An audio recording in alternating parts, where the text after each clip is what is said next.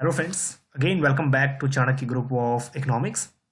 सो कल एग्जाम है और आज लास्ट डे है प्रिपरेशन का। तो last day preparation through MCQs में हम डिस्कस करेंगे थोड़ा इंपॉर्टेंट क्वेश्चंस। ठीक है, 24 नवंबर को एग्जाम है, तो एग्जाम की तैयारी आपकी ऑलरेडी हो चुकी होगी। तो इसमें थोड़ा सा आप चेक कर लेना कुछ लेवल ऑफ आपका, क्योंकि अभी जितनी प्रिपरेशन होनी थी हो चुकी है। ठीक है, तो लास्ट डे में आज हम डिस्कस करेंगे 40 थोड़ा सा इजी लेवल के भी, थोड़ा थोड़ा सा हाई लेवल के भी क्वेश्चंस। तो आप लोग चेक करना अपनी लेवल ऑफ प्रिपरेशन के अकॉर्डिंग। ठीक, सो सेशन थोड़ा छोटे रखने की कोशिश करेंगे क्योंकि कल एग्जाम है आपका। और अगर अभी ऐप डाउनलोड नहीं किया तो ऐप डाउनलोड कर लेना, क्योंकि न्यू जो अपडेट्स हैं वो भी इस पर आप लोग देख सकते हो। चलिए, टाइम वेस्ट नहीं करते ज़्यादा। तो सबसे पहले हम लोग इजी क्वेश्चन से लेते हैं, क्योंकि ये आपका कॉन्फिडेंस बूस्ट अप करेंगी। और जो भी आपका स्कोर बनेगा उसको आप जरूर कमेंट करना। ठीक है, लाइव चैट ओपन है और लाइव चैट में भी आप लोग कमेंट कर सकते हैं। सो क्वेश्चन नंबर 1 और क्वेश्चन नंबर 2 थोड़ा सा इजी लेवल के हैं। विच of the following is a positional mean. ठीक है, मैथमेटिकल मीन और पोजिशनल मीन होते हैं, तो कौन सा इसमें से पोजिशनल मीन है। ठीक है, तो पोजिशनल मीन्स अलग से ही दिख रहा होगा आपको। सो ज्योमेट्रिक, अर्थमेटिक, हार्मोनिक, ये तो मैथमेटिकल मीन है, तो मीडियन करेक्ट आंसर है और ईजी भी है कुछ। चलिए, question number 2, which of the following is not essential condition for the monopoly to exist. Monopoly competition में कौन सा एग्जिस्ट नहीं करता या फिर कंडीशन ही नहीं एसेंशियल। ठीक है, मोनोपोली की। सो मोनोपोली यहाँ पे एंट्री रिस्ट्रिक्शंस है। ठीक है, और मोनोपोली में ही प्राइस डिस्क्रिमिनेशन भी होता है। तो जो प्रोडक्ट डिफरेंशिएशन है ये नहीं है। ठीक है, तो सी ऑप्शन करेक्ट है, ये पार्ट नहीं। Next question number 3, according to budget 2020-21 which of the correct decreasing order of the government tax revenue. तो गवर्नमेंट टैक्सेशन से, गवर्नमेंट बजट से क्वेश्चन जरूर आएगा, चाहे फिजिकल पॉलिसी, प्राइमरी डेफिसिट या फिर फिजिकल डेफिसिट कुछ भी पूछे। सो इसमें से जो 2019 और 20 है ये पूछ सकता है, और 2020-21 का जो बजट है वो पूछ सकता है। ठीक है, शायद ही पूछे एस्टिमेट क्या है, एस्टिमेट नहीं पूछेगा, और 2018-19 का भी नहीं पूछेगा क्योंकि ज़्यादा ओल्ड हो चुका है। इन दो में ज़्यादा चांसेस हैं, और उसमें से भी ज़्यादा चांसेस है 2021 का पूछेगा। तो इसमें डिक्रीजिंग ऑर्डर पूछा हुआ है टैक्स कलेक्शन का। सो टैक्स कलेक्शन अगर हम बात करें तो अभी 2021-22 का जो बजट था उसमें 2021 का रिवाइज दिया था, बल्कि जो इस साल जो फिजिकल चल रहा है उसमें एस्टिमेट दिया था। लेकिन जो भी डाटा पूछेगा वो रिवाइज्ड पूछेगा। ठीक है, तो एस्टिमेट शायद ही पूछेगा, तो रिवाइज्ड पूछा है इसमें भी 2021। ठीक, सो इसमें जो राइट आंसर है दैट इज, उसकी तरफ चलते हैं। पहले सबसे ज़्यादा शेयर है जीएसटी का 15%, फिर है इनकम टैक्स का, 14%, फिर है कॉर्पोरेशन टैक्स का 13%। तो अब आपको क्रोनोलॉजी पता लग जाएगा, इनकम टैक्स पहले है, और क्योंकि जीएसटी इसमें है नहीं, तो और उसके बाद कॉर्पोरेशन, ये दो में से एक होना चाहिए। फिर अगर हम बात करें एक्साइज ड्यूटी, ठीक है, यूनियन एक्साइज ड्यूटी 8%, और यूनियन जो आपका कस्टम्स है वो आ जाता है 3%। ठीक, तो आपको ये इजिली फाइंड आउट हो जाएगा, जो बी ऑप्शन है करेक्ट है। चलिए, question number 4, which of the following does not come under capital receipt. ठीक है, पंजाब लेक्चर का ये क्वेश्चन है, और उसका भी जो पेपर क्वेश्चन पेपर डिटेल्स है वो जल्दी अपलोड हो जाएगा। सो नॉट पूछ रहा है, कैपिटल रिसिप्ट नहीं है। ठीक है, सो राइट आंसर की तरफ बढ़ते हैं हम लोग। कैपिटल रिसिप्ट, रिवेन्यू रिसिप्ट, ये गवर्नमेंट बजट का इंपॉर्टेंट पार्ट है, और यहाँ से बहुत बार क्वेश्चन रिपीट होते हैं। अगर आपको थोड़ा टाइम लगेगा सोचने में तो वीडियो पॉज कर लेना। ठीक है, जो इंटरेस्ट रिसिप्ट है ये है रिवेन्यू रिसिप्ट का पार्ट। तो इंटरेस्ट रिसिप्ट इसमें पार्ट नहीं है कैपिटल रिसिप्ट का। चलिए, question number 5, which of the following product is are not covered under GST at present in 2000 present in India। ठीक है, कौन सी आर्टिकल्स इसमें अभी ऐड नहीं है जीएसटी में। ठीक है, पेट्रोल एंड डीजल तो अभी नहीं आता, और अल्कोहल भी है जो नहीं आता अभी मेजर। एंड बी ऑप्शन है food in non AC restaurant, और सी है both and none of the above. ठीक, तो राइट आंसर जो उसकी तरफ चलते हैं। So food in non AC जो रेस्टोरेंट है, ये डाउट क्वेश्चन है इसमें थोड़ा सा, क्योंकि 5% जीएसटी है नॉन एसी पे भी और एसी में भी। ठीक है, 5%, तो अकेला बचता है हमारे पास पेट्रोल एंड डीजल जो जीएसटी से बाहर है। Next question number 6, quasi rent is the. तो क्वाजी रेंट सबसे पहले तो क्वेश्चन ये पूछता है, quasi rent difference concept given by home. ठीक है, किसने कॉन्सेप्ट दिया था, और अब हम चलते हैं आंसर की तरफ। तो जो क्वाजी रेंट का कॉन्सेप्ट है ये कहता है रेंट अदर देन लैंड। ठीक है, शॉर्ट पीरियड एनालिसिस है। सो लैंड के अलावा जो रेंट मिलता है that is derive from machines and other appliances made by man in the short run. ठीक है, शॉर्ट रन एनालिसिस है, किसने दिया था, गिवन बाय मार्शल। ठीक है, तो डी ऑप्शन है करेक्ट है। Okay, question number 7, consider the following statements. Statement 1, statement 2 और असर्शन रीजनिंग, इस टाइप के क्वेश्चंस काफी जनरल क्वेश्चंस हैं, आजकल आएंगे ही आएंगे। Statement 1 is the FDI in the defence sector has been increase from 49% to 40, that is 74%। ठीक है, 49% से 74% एफडीआई हो गया है किसमें, डिफेंस में, थ्रू ऑटोमेटिक रूट। ठीक, दूसरा statement, Mauritius has been the largest source of FDI in India in physical year 20। ठीक है, दोनों स्टेटमेंट में से, और इसमें ज़्यादा पॉसिबिलिटी होती है करेक्ट आंसर होने की। अगर आपको एक भी आंसर आता है तो एलिमिनेशन मेथड यूज़ किया करो। ठीक, सो इसमें अगर हम बात करें, मॉरिशस अभी 2020 में भी ज़्यादा लार्जेस्ट सोर्स नहीं है, क्योंकि कौन सी कंट्री है, फटाफट कमेंट करेंगे। Correct, Singapore. ठीक है, तो ये ऑप्शन तो करेक्ट गलत है, बल्कि जो फर्स्ट ऑप्शन है बिल्कुल करेक्ट है, that is only 1। Okay, question number 8, which of the following has launched GIS enabled land bank system. ठीक है, कौन से मिनिस्ट्री ने लॉन्च किया अभी GIS एनेबल्ड और लैंड बैंक सिस्टम। तो सबसे पहले तो ये बता दें कि है क्या, ये क्या करता है, रियल टाइम इंफॉर्मेशन प्रोवाइड करता है availability of industrial land and resources के बारे में। ठीक है, तो GIS एनेबल्ड तो किसने किया है, that is ministry of commerce ने। चलिए, question number 9, consider the following statement about the consolidated sinking fund. अब ये वही फंड है, consolidated fund, contingency fund, public fund, ये पढ़े होंगे आपने, ये वही है पब्लिक फाइनेंस का consolidated. Number 1, the consolidated sinking fund is managed by RBI। दूसरा कहता है, the purpose of this fund is to strengthen the crisis response of the union government. So consolidated sinking fund, इसमें क्या होता है, annual ठीक है, रीपेमेंट होती रहती है एनुअल लोन्स की। सो और रिडेम्पशन ऑफ पब्लिक डेप्ट में भी ये काम आता है। So consolidated sinking fund manage by RBI, ये वाला करेक्ट है। और दूसरा जो ऑप्शन है that is strengthen the crisis response. Crisis response के टाइम होता है कॉन्टिजेंसी फंड। ठीक है, तो ये ऑप्शन बिल्कुल गलत है, तो that is first is correct. Okay, question number 10, easy question है, CRR cash reserve ratio refers to.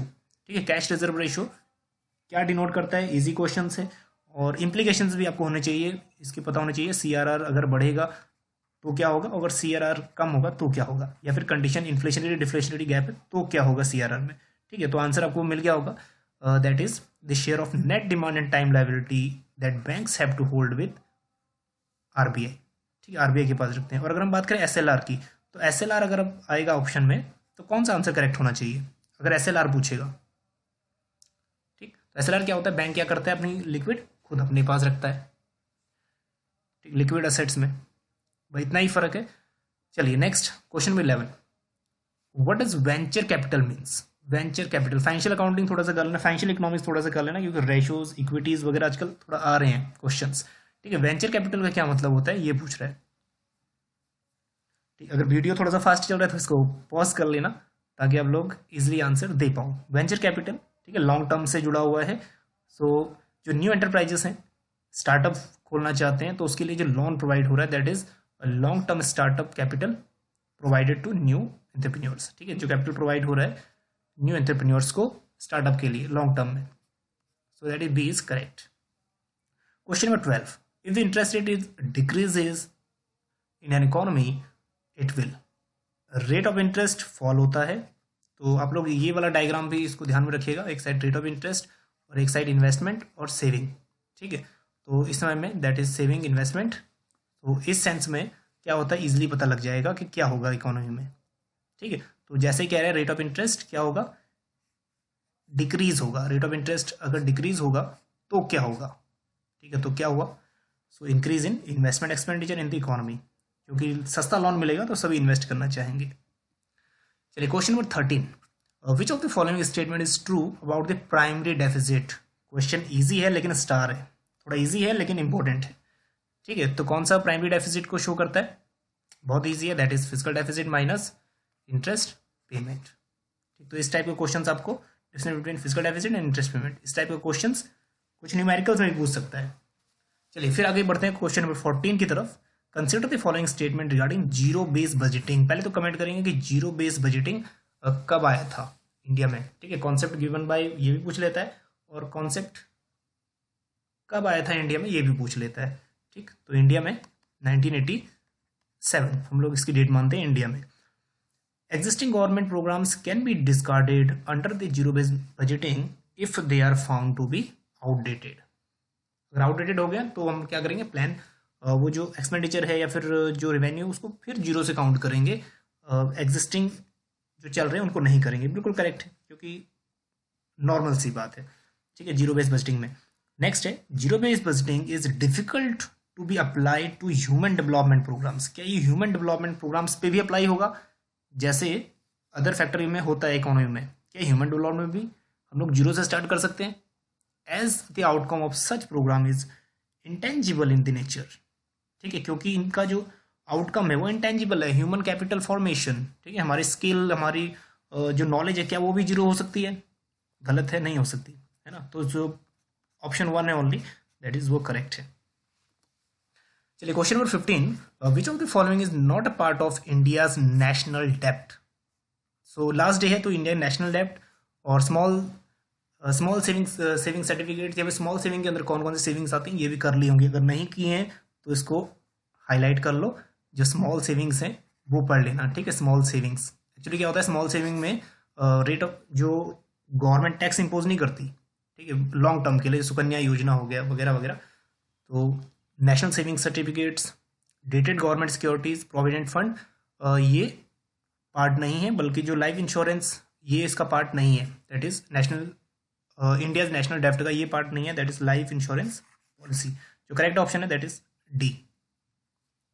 ठीक, बाकी जो स्मॉल सेविंग्स है उसके बारे में थोड़ा सा पढ़ लेना। चलिए question number 16, which of the following measures is not likely to aid in improving India's balance of payment position. कौन सा फैक्टर ऐसा है जो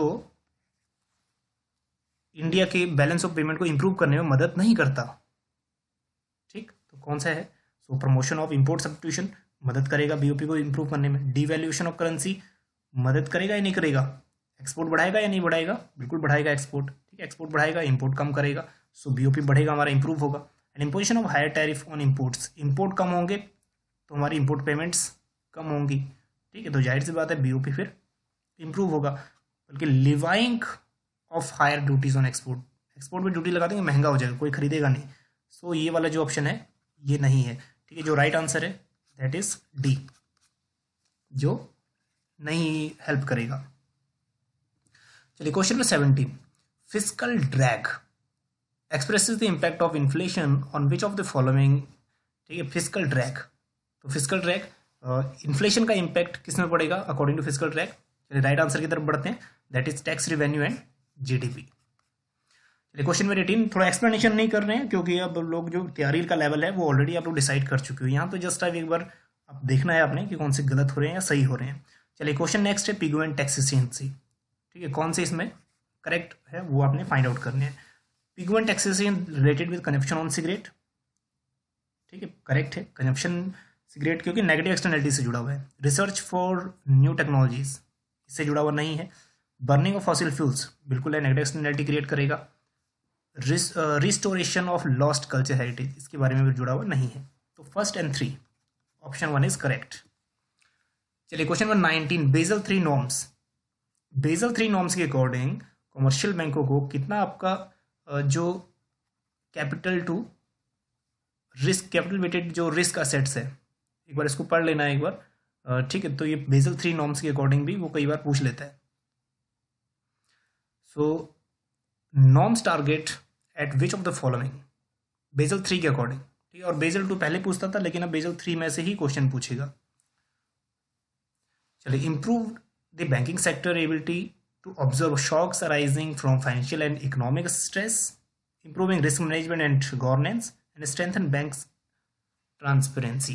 ठीक है, कौन कौन से ऑब्जेक्टिव हैं या फिर कौन कौन से मेन टारगेट है बेसल 3 नॉर्म्स के?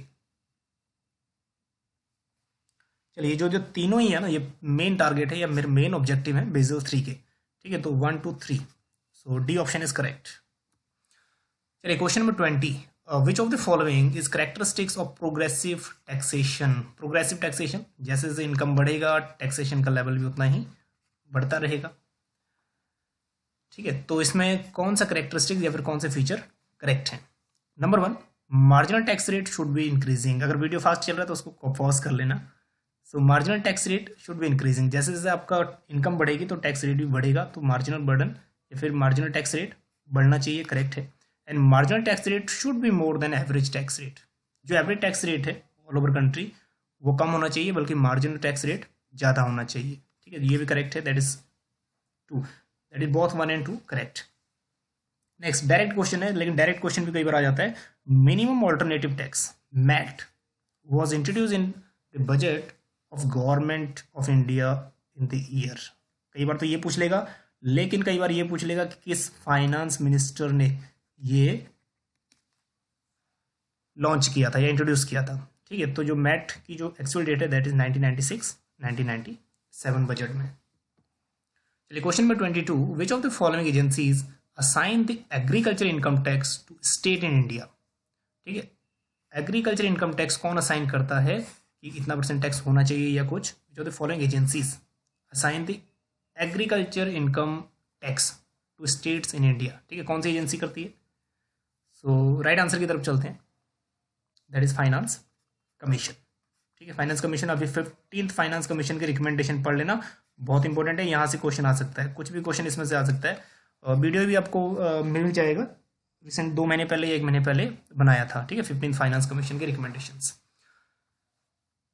चलिए question number 23, which of the following state is the first state to impose agriculture income tax in India. Direct question है, आ सकता है, ठीक है। कौन सा स्टेट है जिसने एग्रीकल्चर इनकम टैक्स इम्पोज किया था फर्स्ट, ठीक। सो राइट आंसर की तरफ बढ़ते हैं, जो बिहार है वो करेक्ट आंसर है। अगर आपको डेट याद है तो डेट फटाफट से कमेंट करेंगे, अगर नहीं पता थोड़ा सर्च कर लेंगे कि डेट क्या हो सकती है, ठीक है। तो जो डेट है वो है 1938, ठीक है। थोड़ा सा स्ट्रेंज है कि 1938 कैसे, बिहार तो बाद में बना था, लेकिन जो सेक्शन 25 उसके तहत ही बना है 1938 में। एक बार थोड़ा स्टडी कर लीजिएगा क्योंकि टाइम पूछ सकता है थोड़ा सा, ठीक है, आउट ऑफ द बॉक्स 1938, तो इसको एक बार देख लेना। चलिए question number 24, the representation of the relationship between possible rate of taxation of the resulting level of government revenue is called. इतना बड़ा लंबा चौड़ा लिख दिया है क्वेश्चन, लेकिन कुछ नहीं पूछ रहा है, रिलेशन पूछ रहा है टैक्सेशन और रेवेन्यू के बीच में, ठीक है। कौन सा कर्व शो करता है, दैट इज लेफर कर्व। चलिए question number 25, which of the following is not a tax levied by the government of India. ये क्वेश्चन 2014 में आया था, ठीक है, दिसंबर में, पेपर 2 में। सो इनमें से कौन सा ऐसा टैक्स है जो गवर्नमेंट ऑफ इंडिया इम्पोज नहीं करती, ठीक। तो राइट आंसर है टोल टैक्स। जो टोल टैक्स है ये नहीं करती, और ये करती है स्टेट गवर्नमेंट। और कई बार ऑक्ट्रॉय पूछ लेता है, ऑक्ट्रॉय मतलब जो चुंगी वगैरह लगती है कुछ, तो वो भी लोकल गवर्नमेंट करती है। चलिए question number 26, which of the following tax is levied by union and collected and appropriated by states, ठीक है। थोड़ा सा ध्यान दे देना, लिवाइड यूनियन गवर्नमेंट करती है, कलेक्ट एंड अप्रोप्रिएटेड बाय, और उसको होली कलेक्ट कौन करता है, कलेक्ट स्टेट करता है, ठीक है। अब ये यहाँ पे 2 आइटम्स है, देखो ये तो है नहीं, लेकिन 2 आइटम हो सकते हैं, स्टाम्प ड्यूटी हो सकता है या फिर टैक्सेस ऑन न्यूज़पेपर हो सकता है। फिर जो 7th शेड्यूल है, ठीक है, थोड़ा टाइम लगेगा यहाँ पे, 7th शेड्यूल है, लिस्ट 1 है सेंट्रल गवर्नमेंट की, जिसमें टैक्सेशन है 12, ठीक है, लिस्ट 1 है, उसमें 12 टैक्सेस को 3 भागों में डिवाइड किए। एक ऐसे टैक्स जो सेंट्रल गवर्नमेंट डिवाइड करेगी और कलेक्ट भी करेगी, और दूसरी कैटेगरी में ऐसे टैक्स जो डिवाइड करेगी और शेयर करेगी स्टेट के साथ। तीसरे टैक्सेस में भी कुछ 2 अलग अलग नॉर्म्स हैं, जिसमें स्टेट पूरा शेयर दे देता है और सेंट्रल स्टेट को पूरा ही शेयर दे देता है, ठीक है। चौथी लिस्ट में जो आता है वो आता है स्टाम्प, जिसमें लिवाइज तो गवर्नमेंट करेगा यूनियन, लेकिन उसको सारा का सारा किसको दे देगा, मतलब कलेक्ट कौन करेगा, यहाँ कलेक्ट स्टेट गवर्नमेंट करेगा, ठीक है। तो वो आता है स्टाम्प ड्यूटीज। बल्कि टैक्सेशन और न्यूज़पेपर अगर बात करेंगे तो वो लिवाइज सेंट्रल गवर्नमेंट करेगी, बट जो शेयर है वो दोनों में जाएगा, ठीक है। कलेक्ट करेगी सेंट्रल गवर्नमेंट ही कलेक्ट करेगी और उसको शेयर को दे देगी स्टेट गवर्नमेंट को। तो जो राइट आंसर है यहाँ पे वो है ए। तो एक बार ये लिस्ट 1 एक बार इजिली पढ़ लेना। चलिए next 27, devaluation of currency lead to.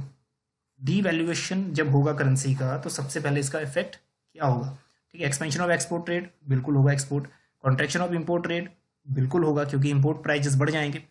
Expansion of import substitution, जब महंगा बनेगा, कोई सामान महंगा मिलेगा तो हम लोग यहाँ पे उसको प्रमोट करेंगे या फिर उसको प्रोड्यूस करेंगे जो हम लोगों को महंगी मिल रही थी बाहर से, तो ये भी करेक्ट है। So all of the above is correct. चलिए question number 28, money laundering normally involves. Money laundering में कौन कौन सी चीजें आती हैं?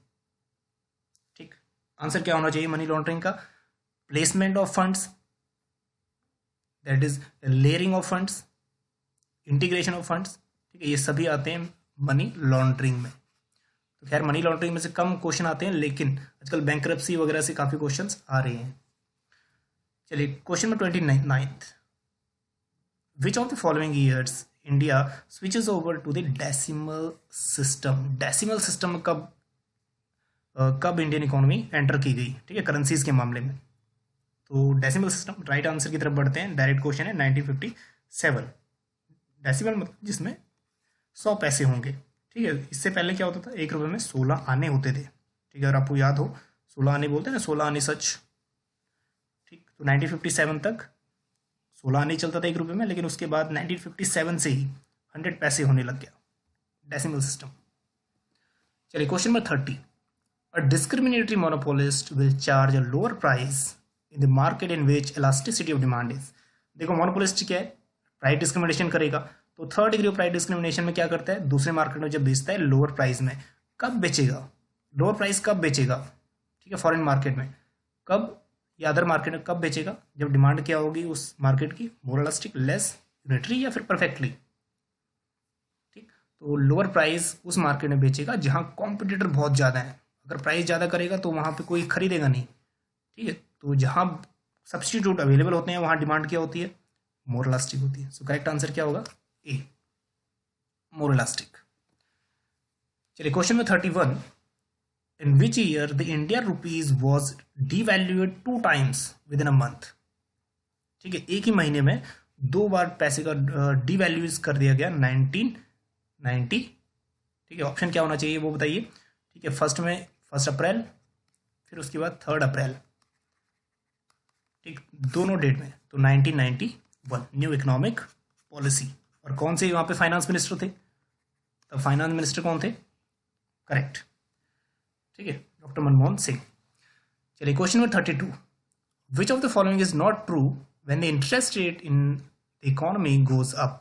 फिर वही, जब इंटरेस्ट रेट बहुत ज़्यादा हो जाएगा इकोनॉमी में तो क्या नहीं होगा? ठीक है, नॉट ट्रू। सो वही, अगर रेट ऑफ इंटरेस्ट या फिर इन्वेस्टमेंट अगर कुछ पूछता है तो क्लासिकल का जो ये कॉन्सेप्ट है ना, काम आता है बहुत। ठीक है, सेविंग और इन्वेस्टमेंट, इस side demand, that is investment, और सप्लाई, दैट इज सेविंग। ठीक, तो सबसे पहले देखो क्या कह रहा है, जैसे इंटरेस्ट रेट गोज अप, जैसे इंटरेस्ट रेट बढ़ा, इंटरेस्ट रेट बढ़ने से क्या हुआ, इंटरेस्ट रेट बढ़ा, तो वहाँ पे सबसे पहले यहाँ इंटरेस्ट रेट बढ़ने से सेविंग क्या हो गया, बढ़ गया। तो सेविंग डिक्रीज कह रहा है, सेविंग इंक्रीज कह रहा है, करेक्ट है। उसके बाद कह रहा है लैंडिंग डिक्रीजेस, तो जैसे ही ये बढ़ेगा तो लोग इन्वेस्टमेंट क्यों करेंगे, इन्वेस्टमेंट कम हो जाएगा। ठीक है, इन्वेस्टमेंट कम हो जाएगा, इन्वेस्टमेंट के लिए बोरो नहीं करेगा कोई, ये भी करेक्ट है। कॉस्ट ऑफ प्रोडक्शन इंक्रीजेस, ठीक है, जैसे ही इन्वेस्टमेंट महंगा मिलेगा तो जो इनपुट्स के प्राइस वो भी महंगे मिलेंगे, तो कॉस्ट ही बढ़ जाएगा। रिटर्न ऑन कैपिटल इंक्रीजेस, जो कैपिटल रिटर्न है वो भी घटने शुरू हो जाएंगे। ठीक है, तो जो राइट आंसर है इसमें ये वाला है D, return on capital increases में। तो डी वन इज करेक्ट, जो ऑप्शन में नहीं है, दैट इज जो ट्रू नहीं है। चलिए क्वेश्चन में 33, paper currency first started in India. Paper currency कब स्टार्ट हुआ था? तो इकोनॉमिक बेसिक क्वेश्चन है, 1861। चलिए question 34, which of the following does not grant any tax rebates. इनमें से किसको टैक्स रिबेट नहीं मिलता? ठीक है, टैक्स रिबेट नहीं मिलता। बाकी अभी बात की है जितने भी स्मॉल सेविंग स्कीम्स होती है ना, स्मॉल सेविंग स्कीम्स, तो उनमें तो टैक्स रिबेट्स होता है और टैक्स सेव हो जाता है, लेकिन कौन सा ऐसा है? तो दैट इज करेक्ट आंसर है जो इंदिरा विकास पत्र। ठीक है, इंदिरा विकास पत्र, ये एक, अगर हम बात करें स्मॉल सेविंग स्कीम्स ना होके, एक ऐसा स्कीम है जिसमें जो स्मॉल इन्वेस्टर्स हैं वो इन्वेस्ट करते हैं ताकि उनका रिस्क जो है वो प्रोटेक्ट हो जाए। ठीक है, रिस्क जो प्रोटेक्ट होना चाहते हैं या फिर रिस्क से बचना चाहते हैं उनके लिए, ठीक है, जो रिस्क से बचना चाहते हैं, ठीक, उनके लिए स्पेशली। सो इंदिरा विकास पत्र करेक्ट है। और इसमें जो टैक्स है वो रिबेट नहीं मिलता। चलिए question number 35, if all the banks in an economy, previous year question है, if all the banks in an economy are nationalize, सभी बैंक अगर नेशनलाइज हो जाएंगे and converted into a monopoly, अगर मोनोपोली बैंक बना लेंगे तो टोटल डिपॉजिट क्या होगा? क्या घर कम हो जाएगा, बढ़ जाएगा, ना बढ़ेगा ना कम होगा, या फिर कुछ भी नहीं हो सकता? ठीक, तो सभी बैंक अगर क्या हो गए, नेशनलाइज हो गए, तो टोटल डिपॉजिट क्या होगा? तो अगर नेशनलाइज भी हो जाएंगे तो जो टोटल डिपॉजिट रहेगा वो कांस्टेंट रहेगा, ना ही बढ़ेगा और ना ही कम होगा, उतना ही रहेगा। So that is C1 is correct. चलिए question number 36, the rural infrastructure fund set up in 1995-96 is maintained by which authority, या फिर कौन सा इसको मैनेज कर रहा है या मेंटेन कर रहा है? रूरल इंफ्रास्ट्रक्चर फंड, ठीक है, रूरल इंफ्रास्ट्रक्चर फंड। सो राइट आंसर की तरफ चलते हैं, नाबार्ड। और नाबार्ड कब सेटअप हुआ था? ठीक है, डेट कमेंट करेंगे कब सेटअप हुआ था। करेक्ट, ठीक है, 12 जुलाई 1982। और रिकमेंडेशन पूछ लेता है कई बार, बहुत इंपॉर्टेंट क्वेश्चन, रिकमेंडेशन किसकी थी? ठीक है, रिकमेंडेशन किसकी थी? शिव रमन कमेटी की, ठीक है, शिव रमन कमेटी की रिकमेंडेशन। चलिए क्वेश्चन में 37, the word actuaries is related with, actuaries the word है वो किससे रिलेटेड है? बैंकिंग, इंश्योरेंस, शेयर मार्केट, या नन ऑफ द अबव? ठीक, तो एक्चुरीज जो वर्ड रिलेटेड है, इसमें क्या होता है, जो रिस्क है उसको मैनेज किया जाता है या फिर असेस किया जाता है रिस्क को। ठीक है, तो किससे जुड़ा हुआ है? इंश्योरेंस सेक्टर से। Next question number 38, the value of money varies, value of money very किससे करता है? जस्ट QTM की थ्योरी याद करिए तो रियलाइज आपको जो आंसर है वो याद हो जाएगा, ठीक है, याद आ जाएगा। So value of money directly related with interest rate, directly with price level, directly with volume of employment, या इन्वर्सली विद प्राइस लेवल। ठीक है, so value of money inversely related है प्राइस लेवल से, जो D is correct. Next question number 39, which of the following is are example of near money? Near money ऐसी money जिसको आप easily, ऐसी assets है जो आपके पास, जो या फिर ऐसी आपके पास कोई ऐसी चीज़ है जो इजिली कैश में कन्वर्ट हो सकती है, ठीक है, जिसको आप इजिली कैश में कन्वर्ट कर सकते हो। और ये क्वेश्चन एक बार SSC एग्जाम में भी पूछा गया है, SSC में CGL लेवल पे, ठीक है। चलिए नियर मनी इसमें कौन कौन सी है? Number 1 treasury bill, credit card, saving account and small time deposit, and retail money market mutual funds.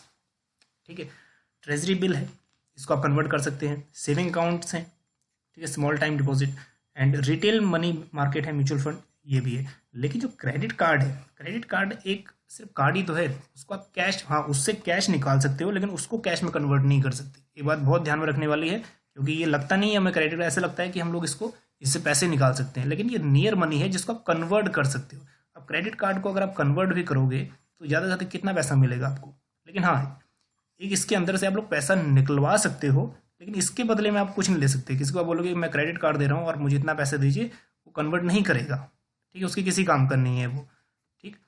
और हाँ उसके जरिए आप लोग निकाल सकते हो, ये दूसरी बात है, ठीक।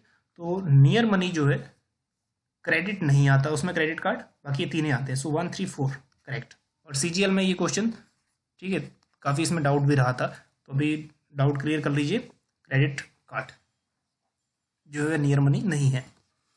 चलिए क्वेश्चन नंबर 40, अब यूनियन बजट 2021 से बहुत अच्छे से कर लीजिए, आएगा question. Arrange the following in the ascending order in their percentage in GDP, ascending में करना है, तो जिसका वेटेज कम है वो पहले और जिसका ज़्यादा है वो बाद में, ठीक। तो चारों को एक बार वैल्यू बताइए अकॉर्डिंग टू 2021। रिवाइज्ड पूछ रहा है, रिवाइज्ड, क्योंकि अगर एस्टिमेटेड पूछता तो वहाँ एस्टिमेटेड जरूर बोलता, ठीक। रिवेन्यू डेफिसिट अगर हम बात करें तो revenue deficit it's about, revenue deficit 7.5% of GDP, effective revenue deficit 6.3% of GDP, क्योंकि थोड़ा सा कोविड था, कोविड की वजह से थोड़ा इम्पैक्ट रहा। प्राइमरी डेफिसिट 5.9%, और फिजिकल डेफिसिट हो सकता है कि डायरेक्टली फिजिकल डेफिसिट ही पूछ ले, ठीक है, 9.5। तो सबसे पहले जो ये सीक्वेंस रहेगा ना, बहुत सालों से सीक्वेंस सेम ही है, बदला नहीं है 2011-12 से, क्योंकि इफेक्टिव रिवेन्यू डेफिसिट जो आया था 2011-12 के बजट में आया था, अभी तक ये सीक्वेंस चेंज ही नहीं हो रहा। तो सबसे जो कम होता है वो प्राइमरी डेफिसिट होता है, ठीक है। उसके बाद effective remaining deficit, so 3-2, that is 3-2। उसके बाद next revenue deficit, that is first, तो हमारा ये करेक्ट है, ठीक है। लास्ट में फिजिकल डेफिसिट, तो 1 ऑप्शन जिसका भी ये बिल्कुल करेक्ट है। तो खैर ये 40 क्वेश्चंस थे एमसीक्यूज, इनमें से देख लेना आपके कितने क्वेश्चंस ठीक हुए। और आप सभी को बेस्ट ऑफ लक, सीजीई टीम की तरफ से आपको बेस्ट ऑफ लक सभी को। और आपके पास इतना जितना टाइम था आप लोग दे चुके हो, अभी ज़्यादा हेडेक लेने की जरूरत नहीं है क्योंकि एग्जाम्स कल है। फ्री माइंड जाइए और डेफिनेटली आप लोग क्रैक करेंगे यूजीसी नेट और जीआरएफ, ठीक है। शुभकामनाएं आपके साथ हैं। थैंक यू सो मच, बने रहिए चाणक्य ग्रुप ऑफ इकोनॉमिक्स के साथ। बाकी जो क्वेश्चंस हैं, कुछ क्वेश्चंस आपके माइंड में होंगे कल, ठीक है, उनको जरूर शेयर करिएगा।